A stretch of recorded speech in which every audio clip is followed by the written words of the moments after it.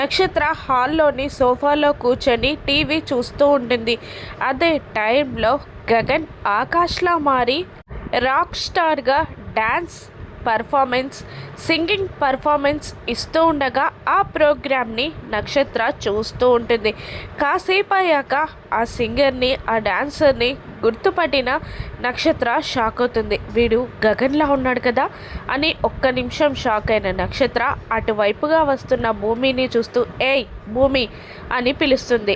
ఆగి నక్షత్ర వైపు చూడగా ఏంటే మా మమ్మీనే బెదిరిస్తున్నావు అని అంటుండగా నేను బెదిరించలేదు, హెచ్చరించాను. మీ మమ్మీ ఏం చేసిందో నీ కళ్ళతో నువ్వు చూసావు కదా అని అంటూ భూమి నక్షత్రకి రిటర్న్ వార్నింగ్ ఇస్తూ ఉండగా అప్పుడే అక్కడికి చెర్రీ వస్తాడు.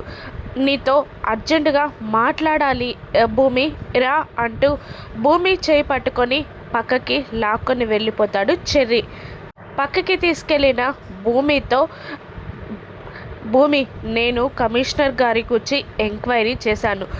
మన ఆధారాన్ని ఆయన చేతిలో పెడితే చాలు, అపూర్వ అని కానీ ఎస్పీ సూర్య అని కానీ ఆయన చూడడు, ఖచ్చితంగా న్యాయం చేసి తీరుతాడు అని చెర్రీ భూమికి చెప్తూ ఉండగా భూమి ఆలోచనలో పడిపోగా పక్కనే ఉండి ఈ మాటలన్నీ విన్న నక్షత్ర షాక్ అయి టెన్షన్ పడుతూ ఉంటుంది. పక్కకి వెళ్ళి హుటాహుటిన అపూర్వకి ఫోన్ చేస్తుంది. అపూర్వకి ఫోన్ చేసి జరిగిన విషయమంతా చెర్రీ ఆ కమిషనర్ గురించి ఎంక్వైరీ చేయడం, వీళ్ళ దగ్గరున్న ఆధారాన్ని కమిషనర్కి ఇవ్వాలని భూమి చెర్రీ కలిసి ప్లాన్ చేయడం అంతా అపూర్వకి పూసగుచ్చినట్టు నక్షత్ర చెప్పగానే అపూర్వ షాక్ అవుతుంది. కమిషనర్ దగ్గరికి భూమి చెర్రీ వెళ్లకుండా అపూర్వ ఆపగలుగుతుందా?